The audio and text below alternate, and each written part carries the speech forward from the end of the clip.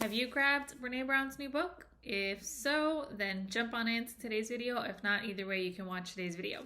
So really quickly, guys, my name is Diana Garcia, licensed mental health counselor, owner of a private practice called Nurturing Minds Counseling.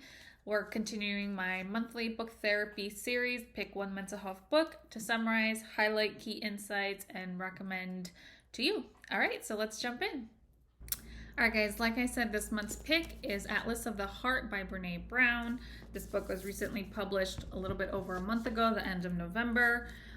It's about 336 pages, so it's pretty dense. It's also just like a really beautiful book in terms of like just imagery, illustration, photography, which my stationary heart loves. So let's jump into the actual summary of this book. So she starts off with an intro. She goes through explaining kind of her previous books, her work, and then she talks about the whole reason she's doing this book, which is all about kind of giving you definitions and understanding of over 80 different emotions and experiences. So she didn't just break it down to emotions, but kind of experiences that she's found in her research. And the whole point is that she's trying to give us all some language that we can use in order to make better sense of our experiences. Because she talks about if we don't understand or if we don't have the right language about our experiences, then it's harder to make understanding or to make sense of what's happening for us or the people around us.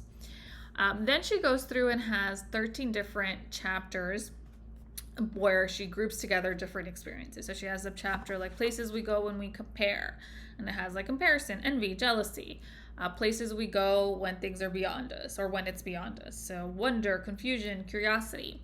And that's how she's grouped it throughout the book in these 13 different groupings. And then within each chapter, it's like multiple explanations of each one. Then at the end, she has her theory of cultivating meaningful connection. I didn't even really touch upon that. I didn't have any of the insights.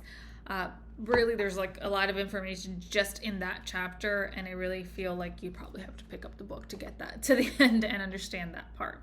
I'm sure she's probably going to make a book in the future just about that or further dive into that as she does more research. The first key insight was all about disappointment. So she talks about disappointment is unmet expectations. The more significant the expectation, the higher the disappointment. Now, this is a cool part because I don't even think I really ever heard it this way. These two categories of examined and expressed expectations versus unexamined and unexpressed expectation, or what she calls stealth expectations. And I thought that was a pretty cool way to think about it and look at it because on one end, I think it's common to feel disappointment in things, but sometimes we forget that we might feel disappointment in areas, these stealth expectations, when we've never actually expressed our expectation, or we've never reality checked our expectation in situations where maybe we have a picture in our head of how things should turn out, but we've never maybe reality checked, is that even feasible or real? Like, do I really even have control of certain variables going on here that I'm expecting or want them to go a certain way, but I really don't have control over that, right? So for instance, let's say you wanted the perfect holiday evening or meal with your family and you've done everything in your power and you have a picture in your head of how everyone in your family needs to act. And then when that doesn't happen, you get disappointed. And on one end, it's like kind of reality checking your expectations that you clearly can't control other people's expectations or reactions, but you also, have you even expressed what you expect from other people, right? So let's say that night you needed your partner to help with the cooking. Did you ever say that to them? Did you ever tell them like, hey, I really need you to help me with this? You just expected it and then got disappointed when it didn't happen.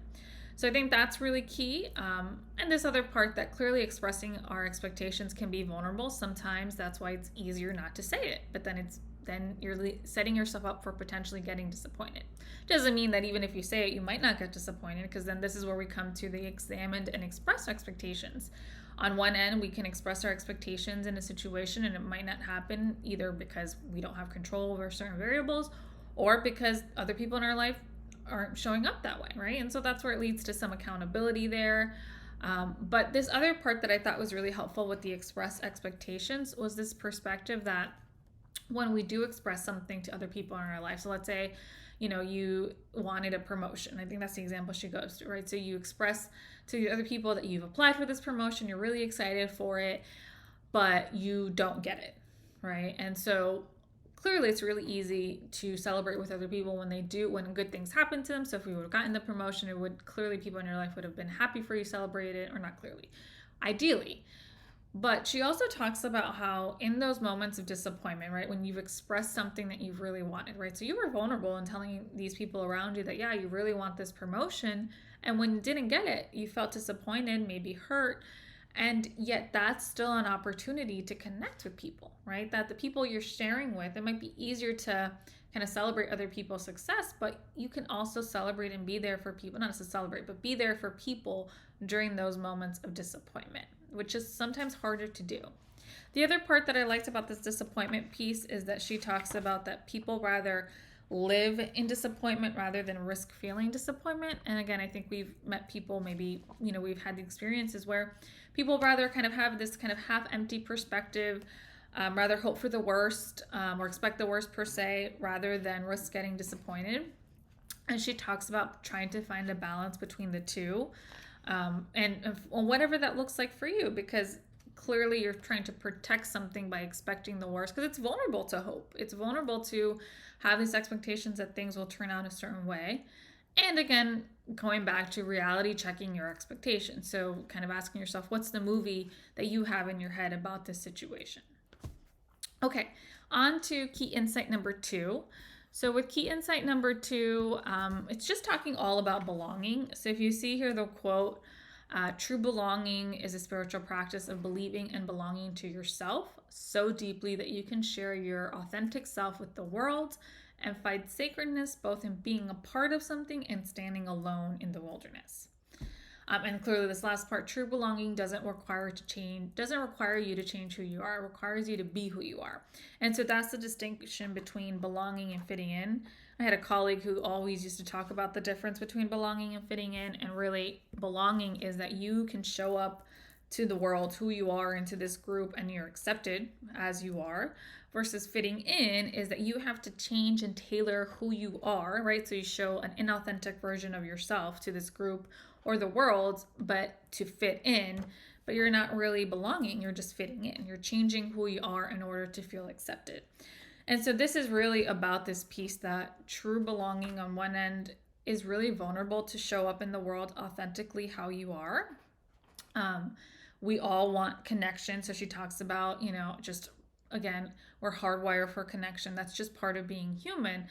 And, anyone who tells you differently either has gotten really hurt or there's some disconnect there. But for the most part, most people will acknowledge that they want to feel connection and belonging. That's just a normal need of most species. Outside of kind of psychological safety and food and shelter, belonging is up there. And this made me think of a recent podcast I listened to with Stephen C. Hayes. And he talks about that belonging is something we get from birth, babies who have their mothers or fathers, their primary caretaker, kind of really nurturing them to make sure they stay alive. And yet we spend our whole life looking for this belonging. And it's normal to spend our life looking for this belonging. But if we do fitting in versus belonging, it's not true and authentic, because we've had to show up or a different side of ourselves or kind of pretend, put on a facade in order, to fit in, to get this belonging, but it's not authentic because it's not who we really are. So it isn't true belonging. And then there's other part that she talks about with belonging. We can only truly show up for the world and kind of belonging with others if we've had a level of self-acceptance within ourselves. So if we kind of accept and love ourselves, then we can do the work in showing up authentically to the world. Okay.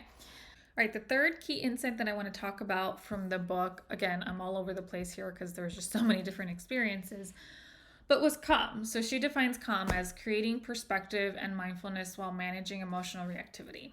I wanted to highlight this one because I work with a lot of clients who struggle with anxiety. It's kind of my jam. And so because of this, I think calm is something that a lot of us are trying to cultivate. She didn't really go into whether it's a trait or if it's a practice.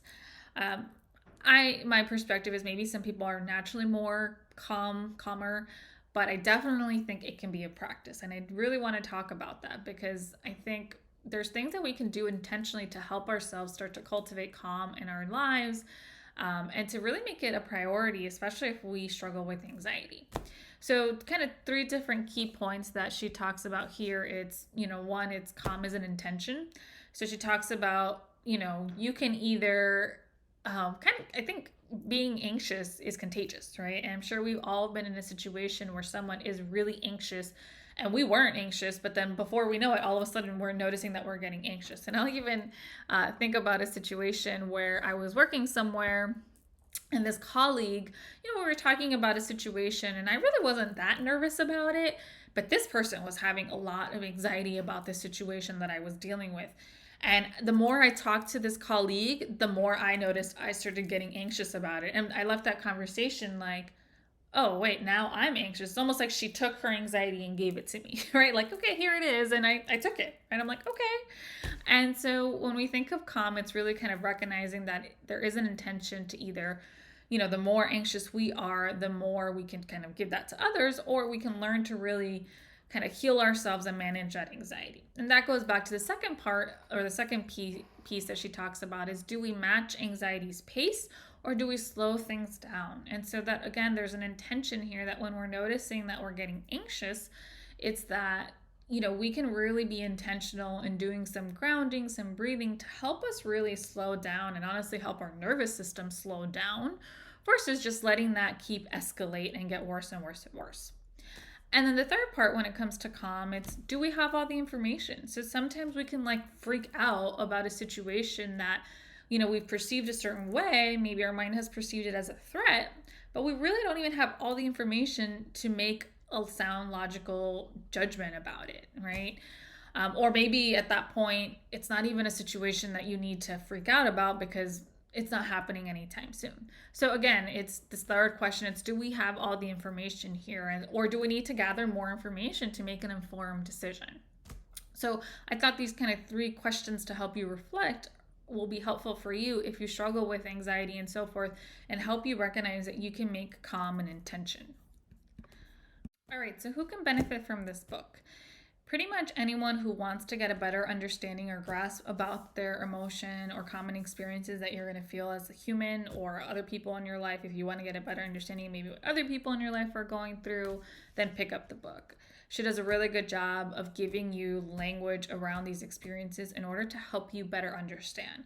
Because sometimes if we don't have an understanding about our emotional landscape, it can just feel overwhelming because we don't know what's going on. And that is more likely to make us feel overwhelmed and not know what we need to do to get through it or what it really means to us. There's a link to book 1 of this whole book therapy project that I started because I really want to recommend and encourage self-help books that I really enjoy and I recommend to clients. And as always, I encourage you to continue nurturing your mind, body, and soul, whatever that looks like for you.